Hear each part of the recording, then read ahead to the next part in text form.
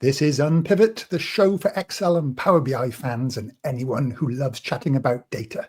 I'm Wyn Hopkins. I'm Mark Proctor. I'm Sue Bays. And I'm Giles Mail. I'm ill. Enthusiasm of Giles. Yeah, I'm ill. He's poorly. I'm in bed. I've got a T-shirt of my own face on my chest just to make me feel better. I'm ill. Okay, most people would advise you to put some like Vicks rub on your chest. Giles just goes for his own image. My own face. Thought that might help. Oh, you look so sorry for yourself. I'm going to mention this a lot today. I'm not feeling well. And it's Dim's fault. But Mark, you were at the summit with me last week, and Dim early came over. He was doing a speed run challenge against some of the UK team. And I think he deliberately got us all ill as a tactic and then beat us. Well, 2 out of 3 of us. It does take you a while for the viruses, etc., to take place. So yeah, it definitely feels like that. A few of us have come down with it. So yeah. But you know, I might just mention it once or twice. But you've had sympathy for the first time, not for the second. Okay. Yeah. Sue's had kids. She knows. You just give sympathy the first time, and then after that, you're like, yeah, over that now. It's probably on the same level, isn't it? Sore throat, you know. Oh dear. Yeah. But a busy few weeks for everybody. The ABBA concert, the Global Excel Summit. Geez, but that seems a long time ago. I was ABBA. Oh, it was fabulous. It was great. It really was. It was pretty spectacular. I went fancy dress. Very good. I saw a photo. Very fancy. Yeah. It was such good fun, wasn't it? It was just really very professional. But the place we stayed, they have a big after party. So after you've listened to as ABBA, all you want to do is dance and party. So we went back and danced and partied, and you did. Yeah, it was really. This isn't the hologram one, is it? Yeah. Oh wow! What is that Voyage. like? What does the tech look like? Brilliant! It just it was. Oh, it's just so professionally done. It does feel like they were there, and we were on the dancing bit at the front, and it's just the whole atmosphere was really good fun. I was saying, Sue, I was blown away. Sue, you'd seen it before, and we were with Sue's family, who were all lovely, by the way. And I was saying, it's almost, to me, it's better than. Do you know what I mean? Like it was like seeing them in their prime. Yeah, it felt like they were there. Like the technology is so advanced that it felt like they were there. And I would probably, if you gave me the choice of seeing like the Rolling Stones now versus a hologram show of them in their prime, I'd probably take the latter. It's mad. Okay, yeah. I did see the Rolling Stones a couple of years ago, and they were awesome. I mean, Mick Jagger was, pogoing about at 70. It's fantastic. But ABBA, I would agree, because they show them at the end coming on how they look now. You're like, oh. Highly recommend. None of us want that about ourselves. No. Sue, I think you were telling me that they have plans to like travel that show around the world, but it's been so popular in London, they've never moved it, so it's just stayed there. I think that's true. Oh wow. Yeah. And they have this snooze box, which is just like little containers. They're really nice. Like, shower, bathroom, double beds, and all clean, and 80 quid. Rich for London, it's no money. Yeah. The party's hard. And that then led into the Global Excel Summit. Which Mark was that? Yeah. I was there. Mark. You were there. So Mark, you were a bit coy last time, or nervous that you might have over egged it with your presentation. So are you able to reveal a few things about what you were nervous about? Just to give some background before we even get to the summit. So on the Sunday before, my wife was quite unwell. She was also quite unwell on the Monday, and she was getting better on the Tuesday. And at one point, I was wondering, would I even get there? Would I even get to present? So I managed to turn up late Tuesday night. Yeah. And then I presented on the Wednesday morning. So yeah, had a risky open. You see, that I needed to. My presentation was all about using Office scripts and Power Automate so that things run in the background. And I called these 0-click dreams. And then the idea was that if you set up a whole load of 0-click dreams, then stuff just worked in the background and you didn't need to do any work. But in the introduction, I needed to set up various premises. Yeah. Premiums. Anyway. So at the end, I had this concept around the fact that this is better than time travel, right? So I had to set up this concept around time travel.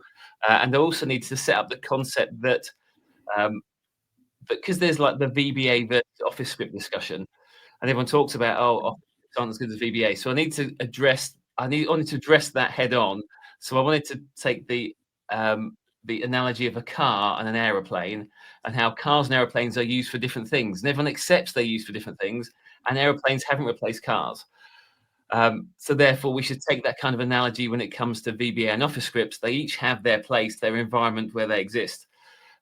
So I had this risky open to kind of introduce all of this, which was about the fact that aeroplanes are rubbish. And then I showed great pictures of how if you own an aeroplane, you can never find parking. It costs over $200,000 to fill up. And the turning circle's around 98 meters. So you can never really get around roundabout successfully. And then I kind of flipped back to the, I said that, in terms of this is the reason why I bought a 747, because I had this dream I saw a documentary when I was a child and I was excited by this.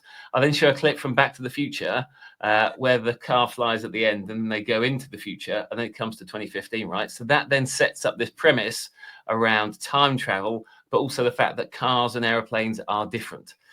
So I had all of this in my introduction, which, I mean, ultimately, I could have put this 2/3 of the way through. But it was a good, because rather than standing up and going, "Hi, I'm Mark Proctor. I'm here to tell you about Office scripts and Power Automate," which everyone knows that already. They've already seen that. That's why they're sat there, right? They don't need me to tell that. So just a straight in open, just to try and get people's attentions. So I showed some clips from Back to the Future, a few jokes. Jokes is probably like a few humorous observations at the start, and then at the end, I had this big finish. Planned, which I didn't get to do. But no! Well, I did it, but not as good as it should have been, because at the end of Back to the Future, they've got this clip where Marty McFly says, "It's like, Doc, don't we need to back up to get enough road to get up to 88?" And Doc Brown says, "Roads, where we're going, we don't need roads." So I'd got this clips. I've got some green screen stuff of me fake sat in a DeLorean, me saying to myself, "Don't we need to log in to click the buttons to run the VBA?" And then I say, "Clicks, where we're going, we don't need clicks." Nice. And then the problem is the audio didn't work. So during the test, the audio worked absolutely fine. But during the actual presentation, I had a few hiccups during the presentation. So first of all, the audio didn't work, which meant that I had to kind of live narrate my own parts, which didn't quite have the coolness that I was expecting. And then also, as this bit comes on, and then the car, flies into the screen, I then had a whole load of music playing, which just didn't happen. Why did it not work? Why didn't it work? I don't know. But either way, it was, people came up to me afterwards, said that it was, because you've got, so 40 minutes with questions. So you've change over time. So you've really only got 30 minutes.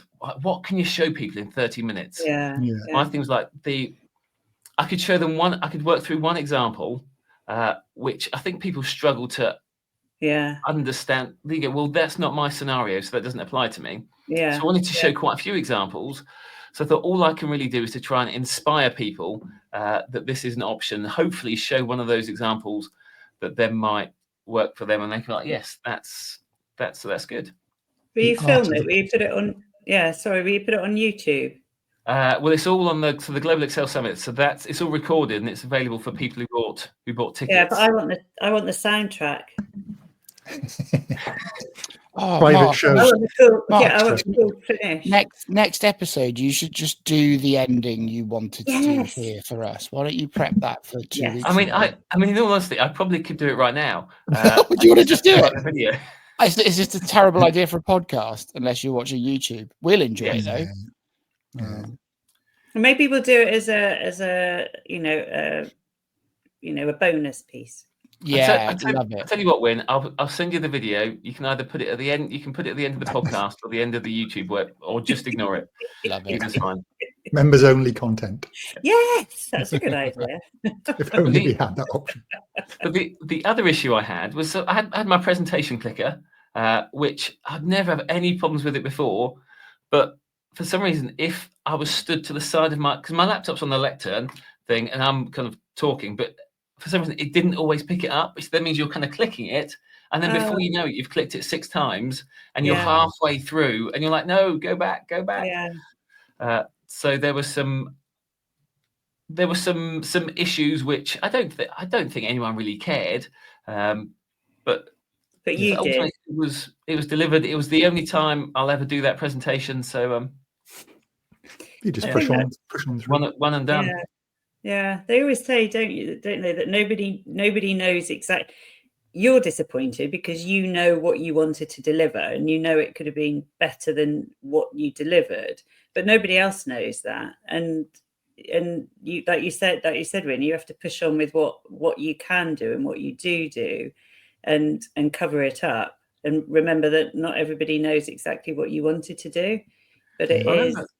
Yeah. So I read a book by Derren Brown, who's a magician in the UK. He's like a mentalist or something. I don't know what the term is.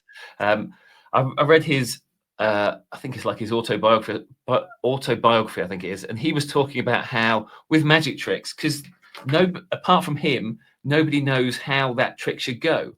Yes. So therefore is that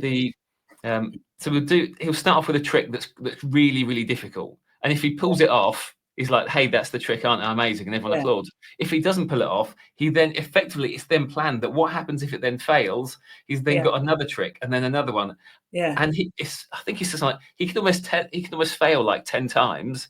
And then by the end, he still performs a trick, but it's the easiest trick imaginable, just to guarantee. But because nobody knows, and everyone's been lost in the patter of what he's talking about, that therefore, even when it gets to he's failed 9 times already, and then he delivers this mediocre trick. People are like, wow, that's amazing. But he said if they'd have known what would have happened had he got it right the first time or the second time or the third time, they'd have been even more impressed. But so you've always got to kind of have an out. So even if, because I was relying on the internet as well, and last year there were some internet issues.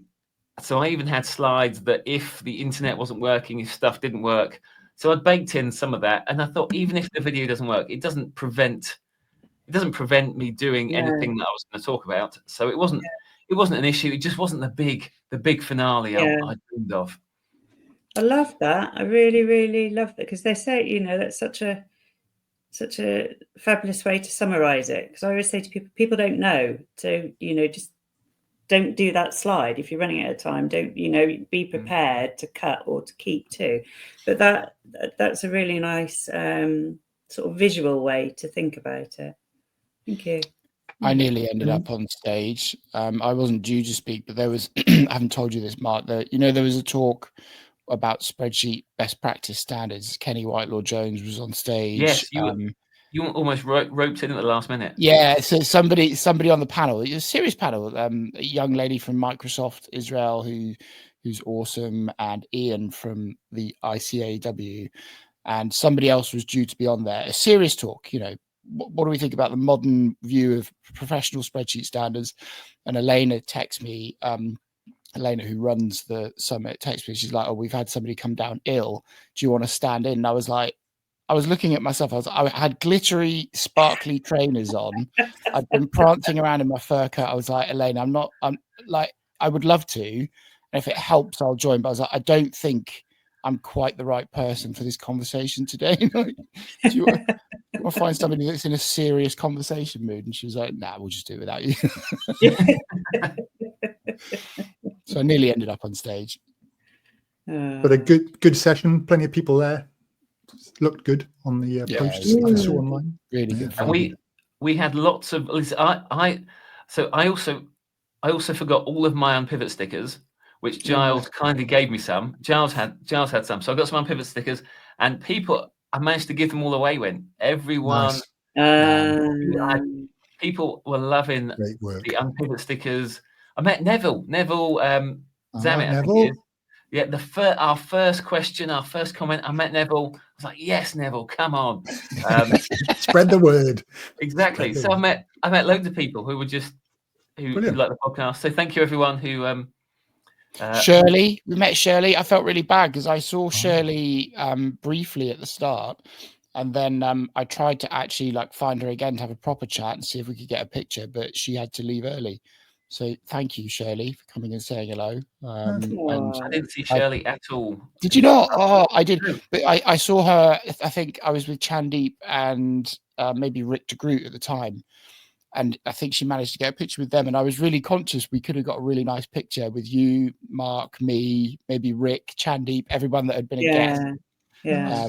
Mark, you took a nice picture. I say nice as in ridiculous picture of us on the stage, didn't you? Do you remember? Because you made me lie down like David Brent. I was like, why are you making me look more silly? I haven't seen those. I have to share them. He hasn't shared them. I've kept them. I've kept those for my private collection, Giles. And did Chandeep? How is Chandeep's handstand walking going? Oh yes, handstand. It's a really funny story about that. Actually, I'll let you tell it, Mark. Me? Go on, Giles. I'm not sure the story. Oh, so it was just you almost stitched him up. So Chandeep's talk was brilliant. And then at the end, so Mark and I were sat next to. Actually, it was embarrassing for me as well. Mark and I were sat next to each other in the audience, and Mark put his hand up for the questions, and you could just see the fear on Chandeep's face when he started. So he was 100% expecting Mark to say, "Show us your handstand." Yeah, he was expecting, show us your handstand. And what I actually asked him was, how could you add comments into that to make sure that your future self can understand it? I'd completely forgotten about the handstand thing. I asked a proper serious question, but he was like, "Oh no, what's he going to ask?" Yeah, that's great. Chandeep is very good. And Sue, how did your DP 700 go? Oh my gosh, yes. I was obviously feeling very brave over Christmas. So something came round from Microsoft asking people if they would be happy to get involved in Microsoft Reactor sessions about the DP 700. And DP 700 is Microsoft's new data engineering qualification. There's another one, DP 203, I think it is, which is being panned out. So this is a new one. It's hardcore. It involves KQL, PySpark, I've got another one. How can I forget it? It'll come back to me. T-SQL, and just everything.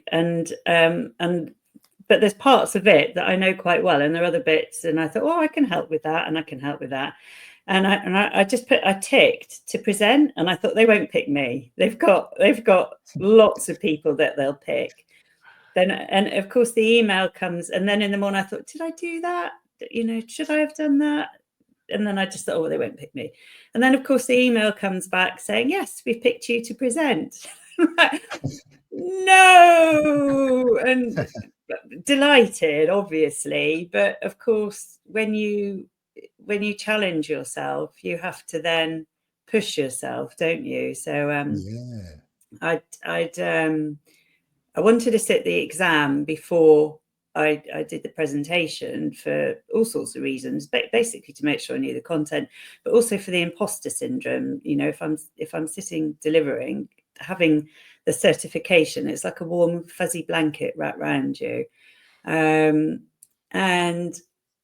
ABBA was on the Friday night. Saturday I travelled back, and I thought I'll revise on the train. And I thought it was in a week's time. And then so I was checking my diary on the Sunday night, because I'm also I've got a marathon in 2.5 weeks, so I'm also quite hard training. And 9 o'clock Sunday, I realised I'd booked it for Monday morning, not a week Monday. And I just thought, right, just treat it as a training run. It's like a long training run. And if you fail, then that's okay. That's part of the journey. It's part of the process. You'll get to experience what the exam's like and resit it. And I did fail on the Monday. I got 660 or something out of, I don't know, 640. But basically the pass mark is 700. And I thought, well, actually, that's not too bad if, you know, for no revision. Yeah. And so the following week, during the week, I did some training on topics related to the DP. I was sort of running labs and then revised and then sat it on Monday and passed, fortunately. So which was brilliant. I was absolutely thrilled to bits.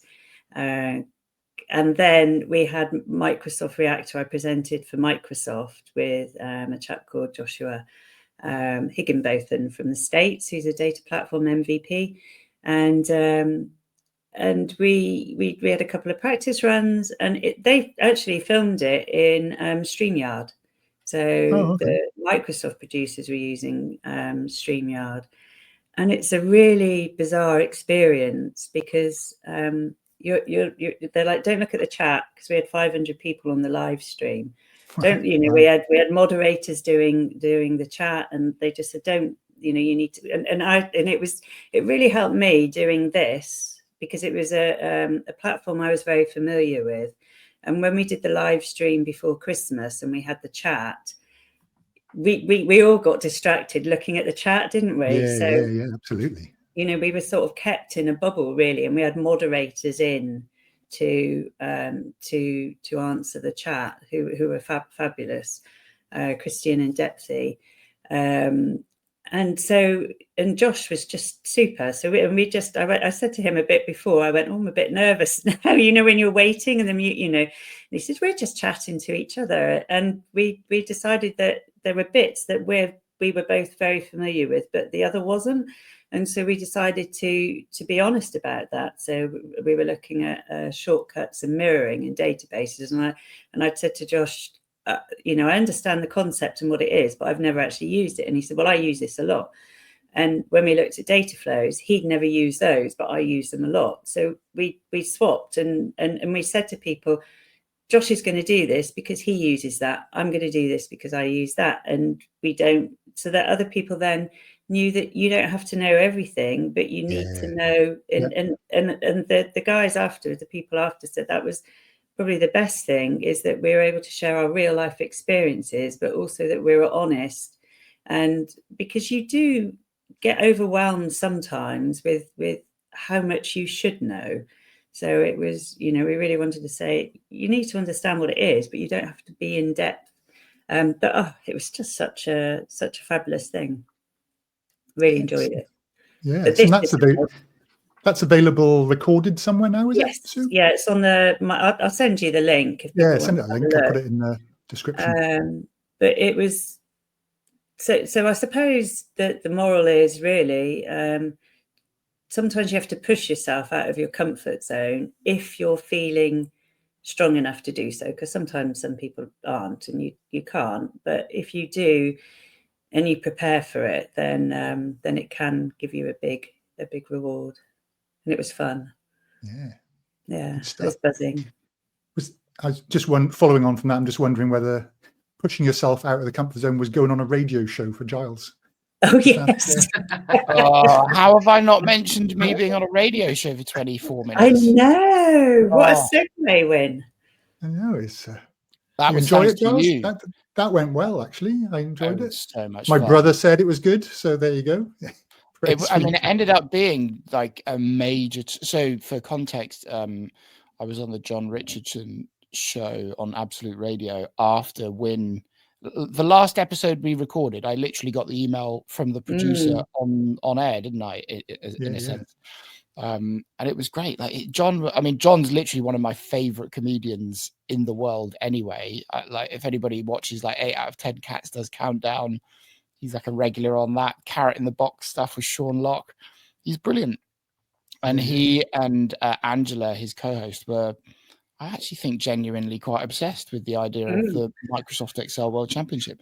So we had a great chat. Absolutely loved it. I've invited him via the founder of the competition to Vegas in December, which he didn't say no to. So I was very, very happy. It's good. Excellent. Thank you. Yeah. Very good. Yeah, chuffed with that. And I liked your, you did quite a funny video for the UK financial modelling championships as well. I quite like that with the, it was you're all in the bath and stuff, and a few people using fake phones and things. It was all a bit surreal. I quite found it quite funny. All mad. None of it was my ingenuity. It was Elliot Patterson and the rest of the team.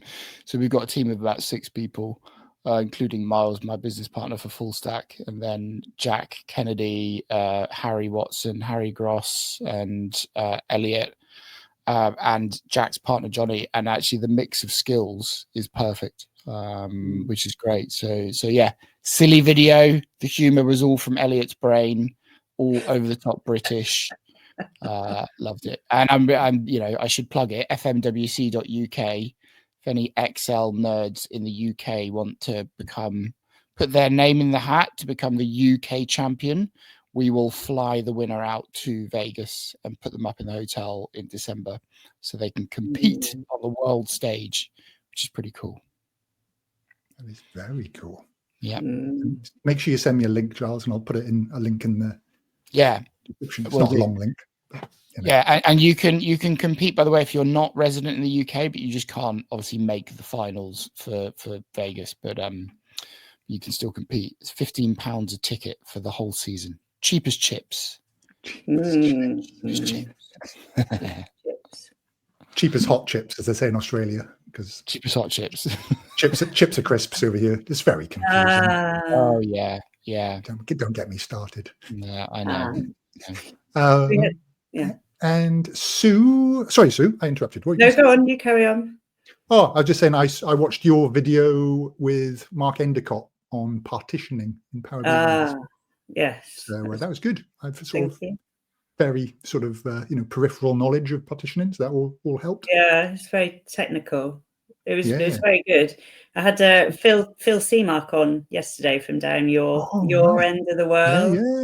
He's in Europe at the moment, and he did a DAX debugging session. He's brilliant, absolutely brilliant. I think it's one of my favourites. He's just really, really, really good. So good. I'm buying his book. He did it remotely. Oh, was he in person or remote? He's over here or in Europe at the moment, because we had Fabric February over in Norway, I think. Where is Fabric? Norway, I think it is.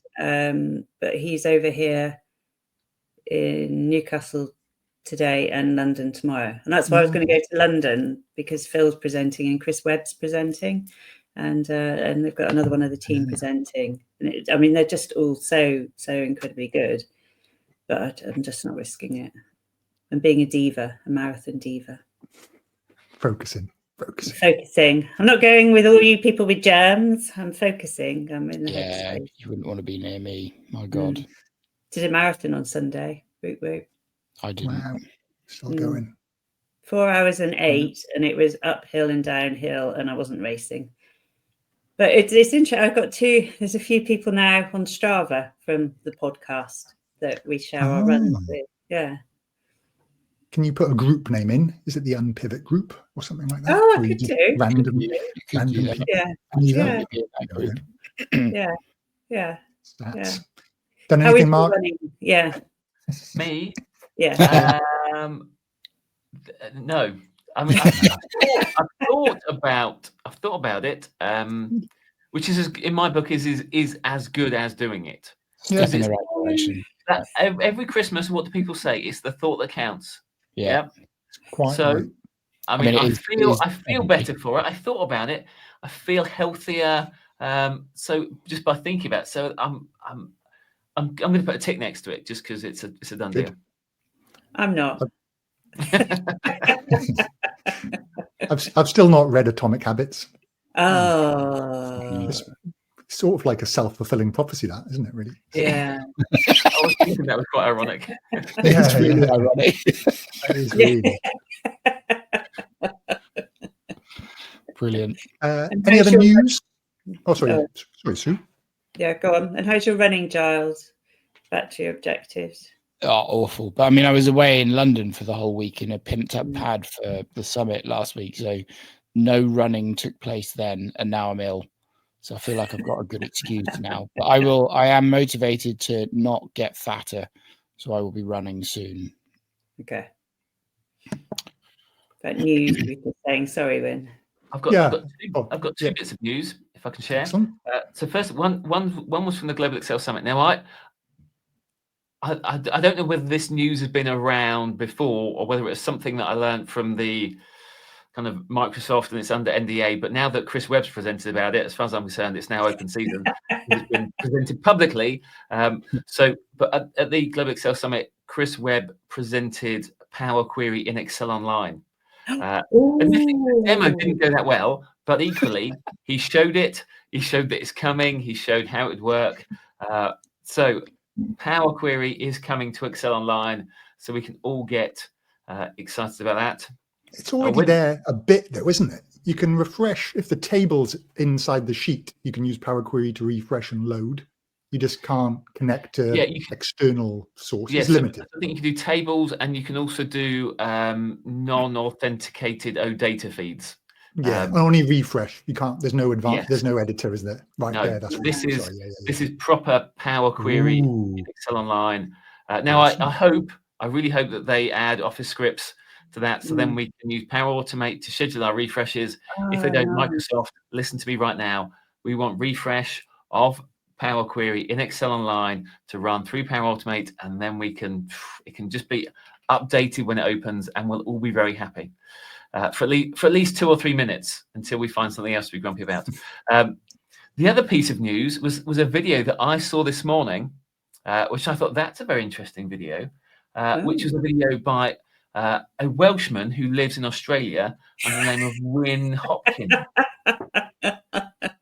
So this man called Wyn Hopkins he did this video about Table.Skip. So how you can remove the top rows from in Power Query. Normally you just remove however many rows, and he then showed how to remove it dynamically based on text, which was it's probably the best 3 minutes I've spent so far today in terms of knowledge. I have to watch this. Yeah. I saw that and I hadn't got a chance to look at it. And is that what you're doing? You're putting the text in there. So basically when you pull it in, you're looking for the name. Brilliant. Never knew it was possible. It's only because somebody it's amazing. It's in my get. Most of the people who watch my videos know more about Power Query than me. So it's always good when people comment and say, I would do this way. Some of them are invalid and random reasons, but there's absolute gems. And that's what last week's video. Somebody said, when you remove those top rows, just use this technique. Yeah. And it's literally Table.Skip. And then you can say does not equal. And then you put the name of the heading you're after, and it'll remove all the rows up until it finds that heading. I used to do all sorts of convoluted workarounds. Brilliant. That's great. 10, 12 years. I've never seen that. So it's just, always learning. There's so much, isn't there? You're always learning. Yeah. And I love that one. That was one of the things somebody showed me. I went, that is just good. Genius. Yeah. Genius. And the worst thing is, it's right there in the documentation that none of us have read. I bet we've got it. I bet it's on Power Query. It's not even one of those Power Query things where it's not covered in the documentation, where they don't even mention it. It's right there. I mean, any of us could have read it and gone, that's a nice technique, but none of us have. I had, but I think it's only because I had a customer that had various data sources that, depending on how it was downloaded, some days it would come in with different, each month it would have a different number of rows, so I had to find a solution and found that. But what did you say for your first bit of news? I wanted to reply to that, Mark. Power Query in Excel Online. Oh, Chris, yes. So Chris is coming to our online user group in a couple of months. And he said, I might have some new Power Query stuff to show you, Sue. So very excited. Watch this space. Watch this space. And then with the office scripts as well. Chris Webb is always good. So there's one thing I dislike about Chris Webb. No, wait, let me finish. I love this. This is going to be a clickbait title for the one thing I dislike about Chris Webb, and that's the fact that he's about a decade ahead of me. Anytime I Google something and think I'm really advanced, look at this advanced thing that I'm trying to sort out, and then you find his blog post from 10 years ago, and you're like, not only am I not advanced, but I'm a decade out of date. But he's so generous. I did a session on for Data Relay on Power Query and query folding, and he took time out to listen to it with me and to make sure I was technically correct. And then he sat in the session with me as well. And he is the most generous, kindest, loveliest man ever. He's so technically advanced, but also so giving to the community. It's just really, really wonderful. I do think that should be the clickbait title of the pod episode window. There's one thing I really hate about Chris Webb from Mark Proctor. Locked in. I mean, in all honesty, right? If it were possible to have like a brain crush, as in I want somebody else's brain, right? If I could pick anybody, I would definitely want Chris Webb's brain. So it's probably about 12 months ago, I was looking at cube functions and how we deal with MDX and cube sets and all of that. And I'm like, I'm in the mire. This is so hard. And you Google it, and there's Chris Webb with this 3-part article about how to work with MDX and cube functions. I mean, the man's a genius. Yeah. Although Phil Seamark yesterday, his session was just brilliant. He was explaining, DAX concepts and in such a clear and concise and lovely way. He is, I was like, you are very, very good. Very good. He's got way better. He's absolutely excellent now. In his first few presentations, this is years and years ago, I was getting, maybe it was just where I was as well, but I was getting quite confused. But now he just really he was explaining DAX fusion, which isn't a concept I could even explain back to you now. But I was somehow following along with as he was explaining it, and he was making sense. It's like really complicated technical topic, but he was explaining it in a way that was like, I get it now. I understand. Definitely. He did. The session he touched on DAX fusion, and it was all about optimizing DAX, and he really went through it as a masterclass. And I thought, God, I wish I knew this before. And I'm okay with DAX, but he was just brilliant. So I think sorry, go on, Sue. I was going to say from that side of the globe, we'll have Phil Seamark's brain this side. I'm with you with the brain crush mark. Giles, when you edit this, can you just stop me from chopping off Sue all the time to make me look like an idiot? Thank you. I'll leave it in. Adds to the aggressiveness of the episode. What I hate about Chris Webb and Wynne cutting everyone off. Cuts off. You have to cut me off, otherwise no one would speak. There is that. I was going to, the Chris Webb one for me was years ago when Power Query's early days, and I was stuck on something at a client. I actually emailed him and said, I'm doing this, can you help me with that? And he replied a couple of times. Wow, this was way back when. So that was my first exposure to him. It's like, okay, brilliant. I don't know if we actually have a topic, but as we're continuing to roll on, just one other story. We have to bring Ken Puls onto the podcast. I had loads of time with Ken at the summit, and he very almost physically slaps my wrist and was like, why have I not been brought on? Mark was like, I think it's time zones, but I was like, yeah, we're going to get you on. So Ken gave me stick this morning for not having him on the show. Yeah, Ken was great. So Ken, I released a little video because I was doing loads of silly videos with people, and the general premise was like, Ken, I'm going to pretend I'm interviewing you, but actually be surprisingly really not very humble and be like, what's it like to be in the presence of the humble MVP? I said, you can say whatever you want. And he literally very enjoyably went, oh, F off, Giles, and walked off. I didn't know if he meant it or not on the video. I saw the video and I thought, oh, is that funny? Is it not funny? Or does he mean it? We all enjoyed it for different reasons. Ken was awesome. I'd never met him before and he was brilliant. I had dinner with him and Chandeep and Laura on Saturday night, and he gave me lots of advice about being an MVP and stuff like that. So yeah, big shout out to Ken. He was great.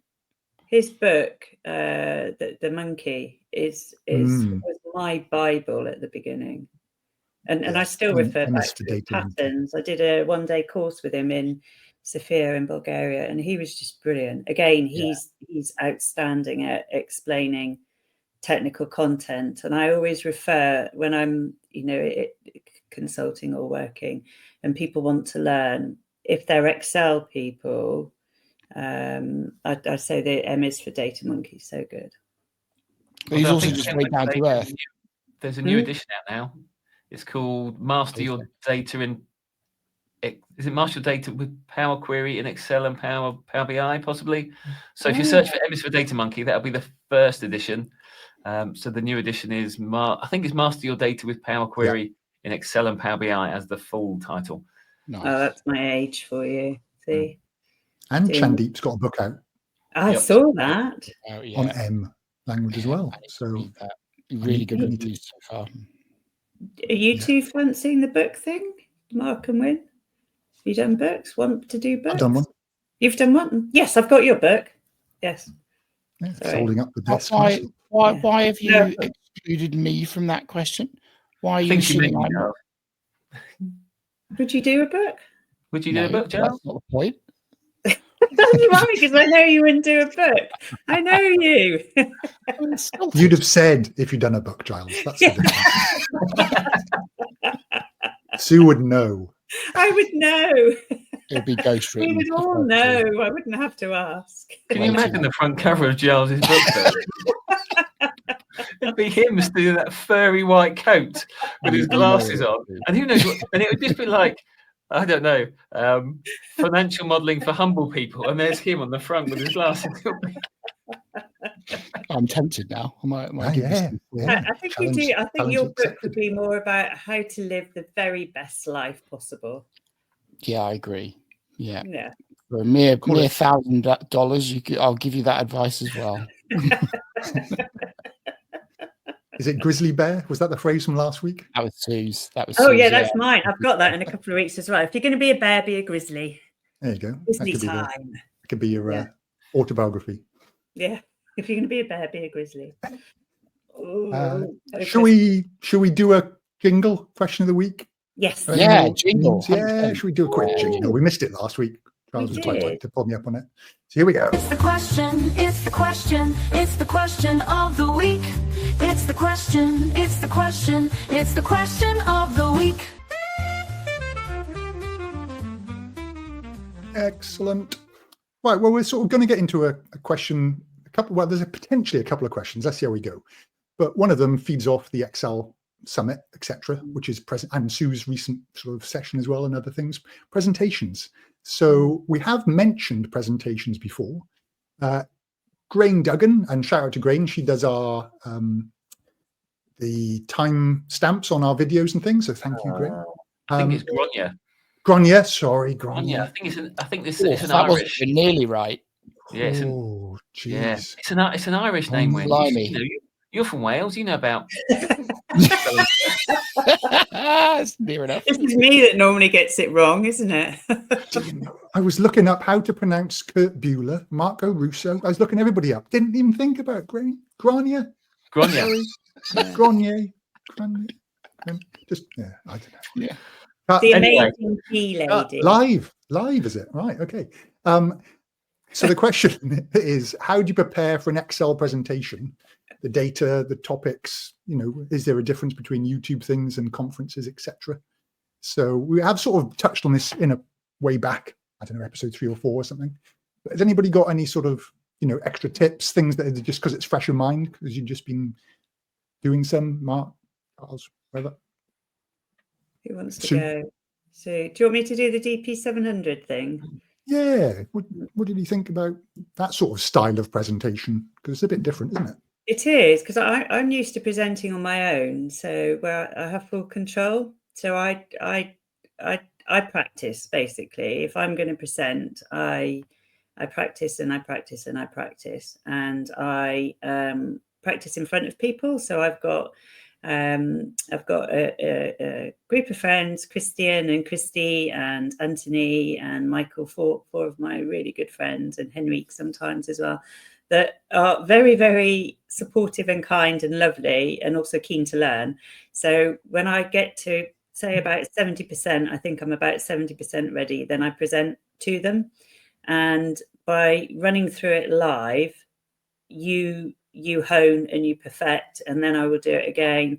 And if it's something that's very technical, so I mentioned I reach out. So I reached out to Chris Webb, and I presented in front of him. When I present on Tablet Editor, I reached out to the Tablet Editor team, and I presented in front of Daniel Oettcher and also David. So Daniel's the technical author, and David's one of the technical architects of Tablet Editor. So I like to go into a presentation fully prepared and having the comfort blanket of presenting in front of someone. It's not always possible, but if you can, it's one that's maybe a stage or two above you, so that I know that technically I'm correct for for hardcore techie stuff. So I'm a bit of a control freak, and timing wise and content wise, do you consider the sort of, in terms of the audience, are you thinking, right, this is going to be too technical for this audience, or I can comfortably cover half an hour for this 1 hour session, so I'm not going to try and cramp? Are there all those sorts of considerations? Yeah, I'm sort of like I've had a dual career path, sort of techie, businessy, teaching, techie, and I qualified as a university lecturer. So I take apart. I remember for one job I went for, you have to do a 5-minute micro teach. So I can break it down minute by minute if I want to, I need to, or at 5-minute segments, and what I want to achieve, start, finish, end. And I plan it out to that nth degree when it's just me and it's a technical thing. And you say what you're going to teach, you teach it, and then you summarize it. But when you do it with someone else, it can be a challenge, but you just have to practice, really practice, and be comfortable with your content. But, do you try and throw a bit of humour in there? Because obviously that's Mark's gig, isn't it? Chuck a few laughs in at the start and get a bit of engagement going. What? I think if you're comfortable and you've prepared enough, then you can have fun with it. And I always try to think, if I was sitting in this audience, what would I want to hear? And if you're nervous, then it can come across to the audience. So, it's almost like you want to be ready to take the exam, and you're so excited to share the knowledge because you've worked so hard to so I'm usually, by the time I'm ready to present, I'm buzzing and I'm so excited that I want to share, and I'm ready. It's a bit like running. I'm ready, and so you do it and you're prepared. Like Mark said, you have your fail cases in place, so you have your security blanket in place.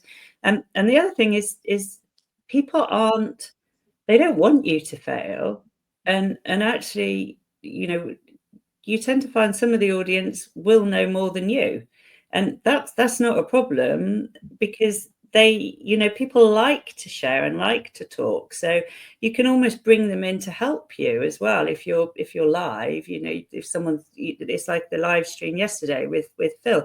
There are some great people that know more than me in different things, and you work together as a team, so you can always throw it out to the audience and say, what do you think? Has anyone used that? And like you said, when someone will come back and say, well, actually, I do it this way. And you're like, oh, that's brilliant, because it's not competition. It's about growing and learning together.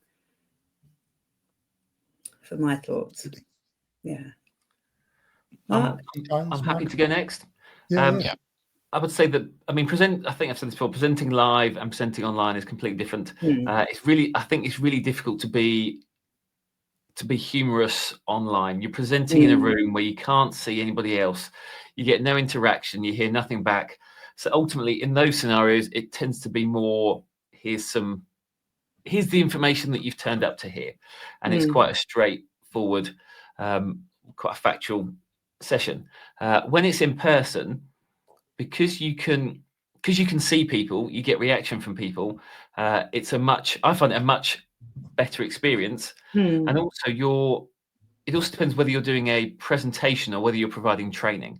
If you're providing training, then you're providing training. If you're providing a presentation, I think, as you said earlier, so nobody knows quite what that presentation is or what the outcome is, even though you've given your 2-sentence summary about what this presentation is about. You can take it in lots of different directions and how you approach it.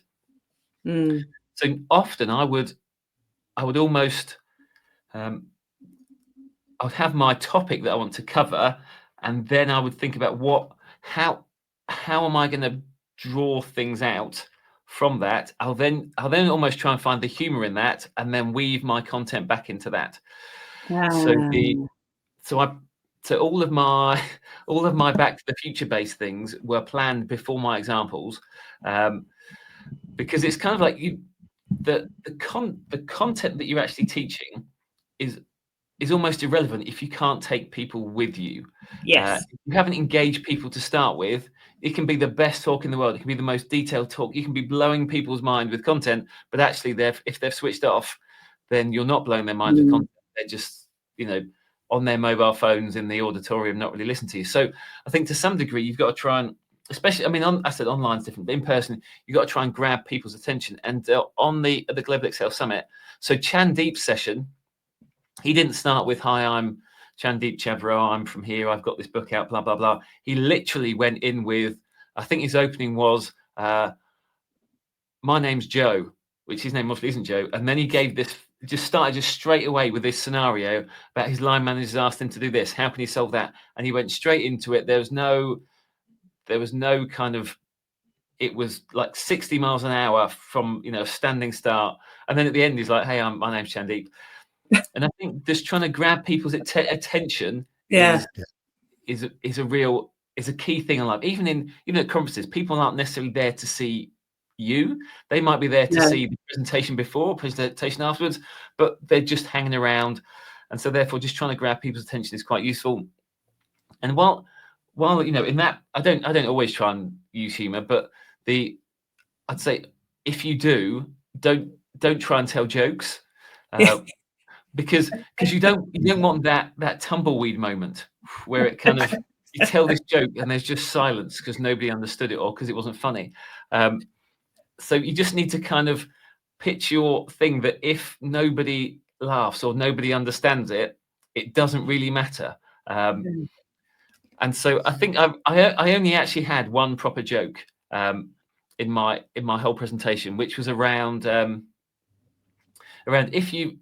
so I showed a picture of somebody who I did some work for, and I was giving an illustration of them. But obviously, it's not a real picture of that person. It was just a picture. So I said, this isn't a real picture of Kathy. It turns out that if you ask your clients for a picture for your private collection, so you're laughing now. So because that's inappropriate, isn't it? We all know it's inappropriate to do that. So the thought of just doing that creates some level of internal humor. If nobody would have laughed at that, it would have been absolutely fine. I'd have just kept going and it wouldn't have been a tumbleweed moment. So I think it's about, if you want to weave in humor, you need things like that it doesn't matter if it doesn't land, and you can just keep going. So that's one of the things that I'll do. And then just think about as you said, so you've got to prepare what your objective is, what you're trying to get out, and with the time that you've got. And if it's a technical session, people want that technical information. And with the session that I did last week, it was about, all I can really do in that time is try and encourage people, get people to see what's possible, and just try and inspire them that there is something that's worth looking at. And if you try and squeeze too much into that, which is easy through technical sessions, because I did a session for the ICAW a while ago on office scripts, and I had a huge amount of content that I tried to squeeze in. And I think even some of the feedback back was there was too much in there for people to take away. So sometimes you've got to cut away stuff that's quality stuff just to leave the few things that you want. And even when you then weave your stories or your humor or whatever you then use to expound that, even though you've got less content, people take away more because they understand what you've said. And I think that's the challenge. And often I've gone, here, bang, here's a whole load of content, and people go, wow, that's amazing, but they don't retain any of it. So you've almost got to reduce that down, be clear on what message you want to get across. And even though that's less than you would possibly normally give, people will take away more from that because you've got greater clarity on what that message is. 100% agree. I've sat through so many things and it's almost like people just, almost want to justify why they're presenting. And I've done it myself, where you just bang, bang, bang, bang, bang, bang, bang, bang. But as an audience member, you can't retain that. So I think that's what comes with experience is standing back and thinking, actually, if I was sat there and it's very rare, it's just you at some of these things. You can be, like you say, in the middle of something or a whole day of things, and you think, well, what are they going to take away? So yeah, 100% agree. Or when you're on mute. You're on. Sorry. There you go. Edit. So the leaving of pauses, and when you're rehearsing, if you've got a 35-minute, let's say a 45-minute presentation, really, if you're doing something live, I'd say you want about 30 minutes of content, and and then pace yourself and just go steady with your explanations and things, and that buys you some time for when stuff goes wrong, and buys you some time for questions and things like this. So yeah, if you're rehearsing and you're just rehearsing, you're timing yourself and it's hitting 45 minutes, you need to cut stuff out for a 45-minute session. And then tone of voice and things like that, just be enthusiastic. So, whether it's in person or online or whatever, just, you're presenting this topic, I assume, because, you like the topic, you're passionate about it. So just try and get a bit of that across. Monotone is not great. I think even with, I don't know if it still does it, but a few years ago, PowerPoint, you can actually click a button, get a voice coach or presentation coach, I think. Then it gives you some hints about words you're using and pace and monotone, all that sort of stuff. I've seen David Benheim showcase that on a session he did for us, which looked quite cool, actually. Never tried it though. Or you can always do it as in a Teams call or snipping tool. If you've got Teams, do it as a meeting and record it and watch yourself. But yeah, absolutely, silence. I'm trying to think of the name. It's gone. I can see him. Real-time intelligence. I practiced. I was doing a session on real-time intelligence, and I practiced it. And he said, "Silence. Just take." Because I was showing a slide, which was really complex, and he said, "Stop, pause, count for 20."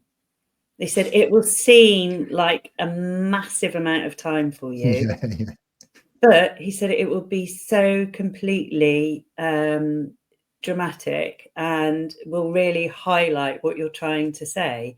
And I did, and it was another Microsoft thing. And the feedback I got was, because that stopping allows you to breathe and to steady yourself and to pace and to, and the audience thinks she's in control. I can relax. This person has got this, and they're going to take me on a journey. And if you get your pacing right and it's slow and you're taking them on, like you said, when your passion, your journey, and you stop, you can almost feel them relax, and they're not going to be talking at me and I've got to, it's just going to be, and it was brilliant. So that probably segues into what my main point was, which was it probably depends whether I'm training or presenting. And nowadays, if I'm presenting, I don't like to have live stuff in wherever possible. I noticed Layla did this really well at the summit. So you have these pre-recorded clips of what you want to show, which gets around any potential internet issues. But what Layla did really well was she knew the exact timing of what was happening on the clips, so she could pause and talk right at the moment when she knew the clip was going to move to do something else. And I tried to do that in Vegas, which again, I think you just give that impression that you're taking people on a journey, and there aren't going to be any technical hiccups unless something crazy goes wrong. So I really like to do that these days. Although there were a couple of sessions I attended at SQL Bits last year, mainly by Microsoft staff, and presenting isn't their job, or they probably the first time they've ever done it, and they recorded themselves presenting. So they played you a recording of them talking through the demo, and then they just stood up, introduced themselves, and clicked play. And I was just like, well, I've just come all the way. I'm in person. I want to have that. It was just weird. I felt like a bit ripped off. That's a bit of a cop out, to be honest. Yeah, but I like the idea of what Layla did. And I can see what you say, but I like it when it's live. My favourite one at SQL Bits was James Dale, and he stood up and he went, "I've got one slide." He said, "This is either going to be the best of the conference, it's going to be the best one that I've ever done, or I'm going to fail dramatically." Straight away, I am engaged and I'm interested. And I love that, but I personally don't enjoy the risk that it could be the worst thing you've ever seen if all the tech goes wrong. So I take that risk away from myself now. His whole thing was just, I can understand where you're coming from, but I think it depends who you're delivering it for and what you're doing. Something like SQL Bits, you want backup recordings. Backup recordings, great, but I want it live. I like knowing that, and actually I like it when it doesn't go according to script, because that's really when I'm interested, because that's what happens in the real life. She's rubbing her hands together. Yeah, exactly. Not so I want to see them fail, because the most choreographed piece is on the data. It's set up, it's structured. That doesn't happen in real life. What happens in real life is things go wrong, or so when it doesn't quite work, you think, oh, how are they going to fix it? So it's that delight in seeing, and they're like, and they go, oh yeah, well you can do this, and Marco Rosso does it on the SQL BI live, and Alberto Ferrara, and they go, oh, that didn't go how I thought it would go. Now why is that? And then they go, oh yes, and then they go through why it didn't, and that is genius. I love that. For training, I'm with you. For proper presenting, no, not anymore. No, I think you should be good enough to be able to cope. I don't want to. I know you don't. Especially in this mood, Giles. You're unwell. Sue's having a go at you. I'm really happy. Can you not tell? This is me in my happy zone. I'm just disagreeing. I'd never have a go at Giles. He's lovely. Even if he is a panda bear today. I'm a proper panda bear, yeah. Can I just bear mode. So going back to a point that Sue made earlier about kind of breathing and leaving space. And I'm rubbish at this, right? I'm because you get on there and you're like, I've got a job to do, start to finish. A presentation I did before, someone gave me some feedback. Said, but you didn't leave any spaces for anyone to applaud. And so it's kind of when you're giving your presentation, like here's your big bit. It's been it's been building up and building up and building up, and then you do what you open up your report, you refresh whatever it is, right? And because you've prepared this, you've probably practiced it. I might do it 7 or 8 times. Yeah. It works, and so you just kind of like skip it. Oh yeah, it works, and then you just kind of move on. But people like, this is the whole point. This is what you're here. Yeah. So you almost need to leave space inside your presentation for those moments where people can take in what has just happened. And I'm not necessarily saying that people have to applaud, but just give people a moment just to appreciate what's just happened. And then, so last week I didn't build that in at all. I just it was just, I was just gonna, didn't even think about it. And it wasn't until some stuff worked and some people started clapping, and I was like, oh, okay, yeah, sure, we can applaud the internet if you like. And so it's kind of, but you do need to leave. And I'm rubbish at pausing, because it is kind of a, here's my start, here's my finish. I know what my story is. Let's just. But I think leaving those pauses really helps. And I was watching there was somebody who I was watching online yesterday or the day before, who was using these illustrations of Steve Jobs and his presenting style, because obviously the Apple events when they launched stuff were all exceptionally well polished, and he's clearly had a lot of coaching about how you deliver presentations. If you look at his old presentations and his more his later ones for Apple, and you compare them, you can see how much he's changed his presentation style. And there was this one presentation, they said that, so he pretty much just stopped talking for 15 seconds inside his presentation, right?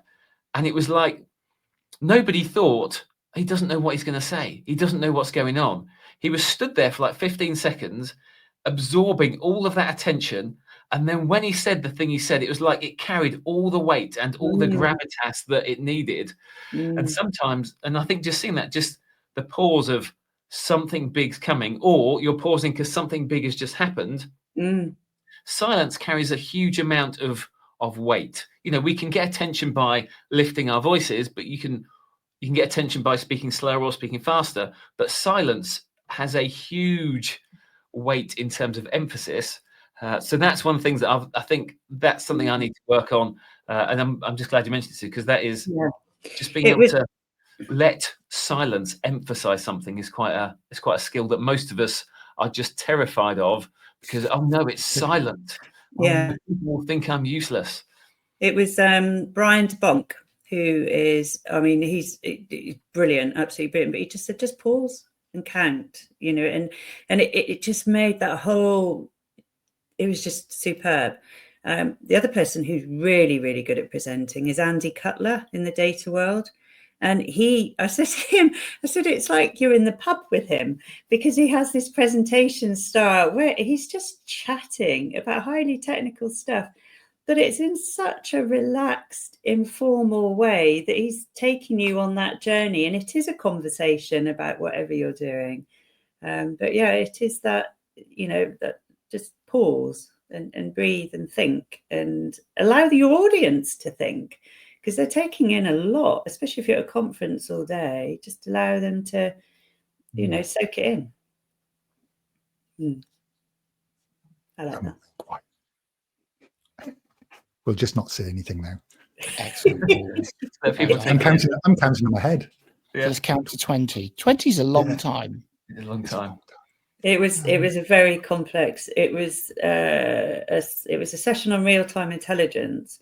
And so part of it was introducing Fabric and showing all of the ways and places and methods of ingesting data. It was huge. And it's just like, look. And, it'll take you 20 seconds to look at everything on the slide. It's a huge, great slide. Or, massive backdrop. To draw things to a close, any tips on nerves doing your first few presentations? Because that's always the hardest. Because I used to be horribly nervous way back. You have to get experience. I can't imagine there are many people that just day one, first big presentation are just like, I still get butterflies in my stomach, but you build up that experience and that evidence to yourself that you can do it. I think imagine the audience naked. That's all rubbish, isn't it? I think you're just going to get experience. Yeah, I still get nervous, but you have to think those nerves are there to help you. The nerves are giving you the adrenaline to do it. But even this thing on Wednesday, which was massive, with Josh, I said, I'm a bit nervous. He said, yeah, but you and I are just chatting soon. I went, oh, yeah. So don't be. Everybody gets nervous. It's one of the biggest things to one of the biggest fears. So practice, and you will get nervous. But if you've prepared and you're ready, then, like Giles said, you have that critical evidence to present to your brain. I can do this. And talk to yourself. It's running. Sorry, I'll go back to running. But you marathon running. You tell yourself you can do this. Speak positively to yourself and say you can do this. You have prepared for this. You've practiced it. You know your things. You can do this. Mark, how did you feel on last week? Because that was I would have said that was quite a daunting stage to present on, because it really was like a mini theatre, like auditorium almost. Last week, so to be honest, I wasn't as nervous as I thought I was going to be. I think because because my introduction, I knew what my introduction was, right? There was no, I knew I had a landing that I was going to take people on to start with. So that, I think that helps. There's two, there's a thing which I've used in the past, and this is going to sound ridiculous to anyone who hasn't done this.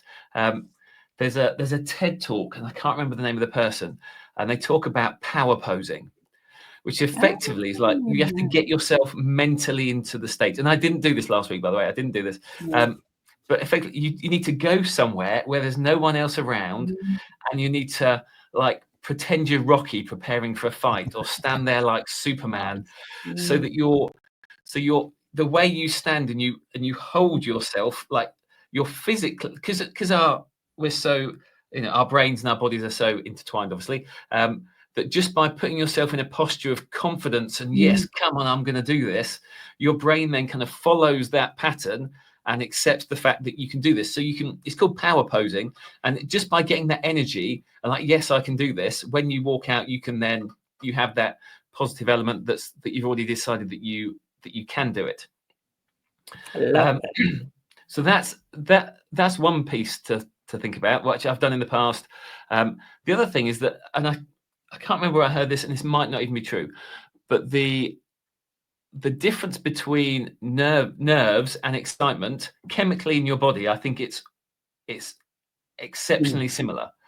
So you've got this adrenaline that's going around. So you're either exceptionally nervous or exceptionally excited. So as soon as you go, you kind of embrace that and go, my body is telling me that I'm really, really excited about this. So you try and reframe the I'm really nervous to my body's telling I'm really excited about what's about to happen. And I think if you can harness that and think, I'm not nervous, I'm just so buzzing about what's about to happen, that actually when you go out and to present, and this did happen last week. So I was there thinking, I'm a bit nervous. Like, no, I'm not. I'm excited. This is going to be good. So by reframing it, I think let's face it, you're not, it's actually nerves and not excitement, but just by telling yourself this is excitement, actually, I think you can then go out there and you can give a presentation that hopefully isn't monotone, because actually you've decided that you're not nervous, you're excited. I like that. And smile. When you go out, I always take a breath, have a look around, make eye contact with a few people and smile, and almost you're saying to them, I've got you, we're good here. Yeah, Win? plenty of good tips. I think just doing little practice sessions, doing 10 minutes at a meetup group, just start small. Don't it's just getting started is the hardest part. You just look back and you go, with all these things, you just go, why didn't I just start a bit sooner with it? And yeah, you just got, jump into it. I think the most, virtually everything that I've got the most benefit out of in life was when I took a risk on something that made me a bit uncomfortable. Otherwise, you're just sort of ticking along. So if you don't have to present, but if it's something that's on the back of your mind, you're thinking, I'd like to do it, but I'm a bit scared about doing it. Just do it. Just do a small thing, simple. One actually practical bit of advice is look at Toastmasters, which I'd never seen before, but there's a whole organization called Toastmasters. And I went and supported one of my full stack members when I was in Sydney, actually, Yun, who was doing loads of this stuff. So Toastmasters, you've probably got a local group somewhere near where you live. You can actually go and get very regular practice presenting in front of people and doing public speaking. Is exactly what it's there for. So I've never done it as a participant myself, but I saw firsthand that it was very, very good. And in our world, there's lots of opportunity. the meetup groups. You can go to meetup groups and practice. And anyone that's coming onto my meetup group, if they're not a Chris Webb or a Phil Seamark, I always give them do you want to run through? Let's have a run through, and I can help you with that. And we've got some like data weekender and data toboggan, and there's lots of different things that are there to help you. I love your thing, Mark, about that you're not nervous, you're excited, you're ready, you're ready. And it's how you use your brain to think about something. It's like if I wake up during the night and it's like 4 o'clock and I've got to get up in an hour and be thinking, oh no, and you think, instead of thinking, oh no, I've got to wake up in an hour and a half, you think, I've got another hour and a half to go to sleep. And it's that it's deciding how you look at things. Yeah, and I think in terms of people giving their first presentations, there's almost an element of, it's like your first YouTube videos. The first presentations you give will be terrible. They might even be terrible for long after that. But equally, if they are terrible, it's almost okay, because like on a YouTube video, if it's terrible, people will just click off and won't watch the rest of it, and therefore they won't remember you. And equally, if you've done a terrible presentation, to them, if it completely crashes and burns, literally your laptop bursts into flames, and all of that happens, people will remember that. But a mediocre or an average presentation, or where someone's nervous, like I can't remember any presentations that I've seen like that. And that's either because they don't exist, or as an audience member, I switched off. And therefore I don't really remember that presentation, which therefore means I don't remember the presenter that well. So how has that harmed them? It hasn't. They've got practice of presenting in front of me. I didn't really remember what they said. That's almost okay. If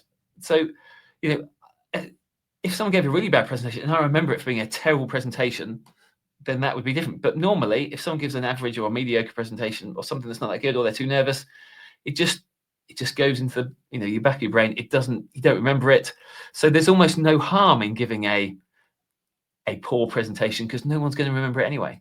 Yeah, the only time I think I judge someone and just go, that's a bad presentation, is if they put no effort into it. Yes. And they just rock up. They haven't practiced it clearly.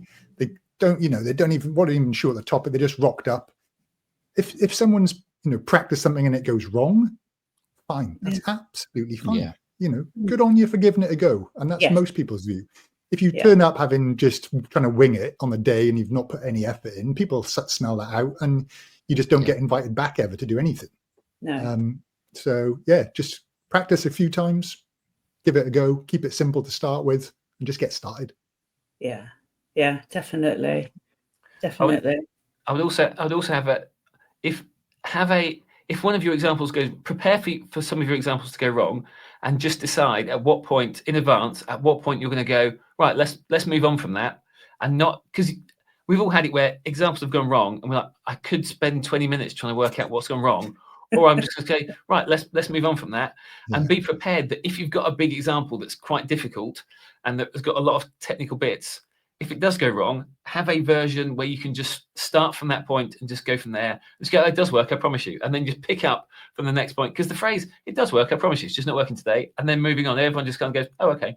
Like no one's there going, but you didn't make it work today. That's terrible. Everyone sits there and knows that some days it doesn't work. Or just say to them, what have I done? I've done that before and it's not working. I go, what have I done? And they go, oh, you've missed out the live stuff. You've missed out the apostrophes. And I go, trick question. See, I was just checking you were looking and looking. And they're like, was she or was she not? Unless it's Copilot, in which we all go, you see, it is rubbish. I don't use Copilot. Can't be repeated. All right, Giles, time for you to go off and get a lemsip, my friend. I'm going to go to bed. I'm in bed. I'm just going to stay in bed. Good man. Sorry to Grania. I feel bad now. Oh, that's all I've been thinking about the whole show. Just getting Grania's name pronounced wrong. She's lovely. She'll forgive you. Don't worry. She'll forgive you. Thanks. Thanks. Right. Awesome, folks. So a couple of weeks' time, good luck with the marathon. When's the marathon, Sue? It's 2 and a bit weeks. So I will get to chat to you just before I start the journey.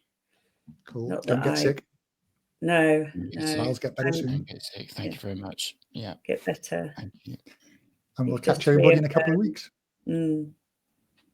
Bye. Bye. Thanks, everybody. Bye. Bye. Bye.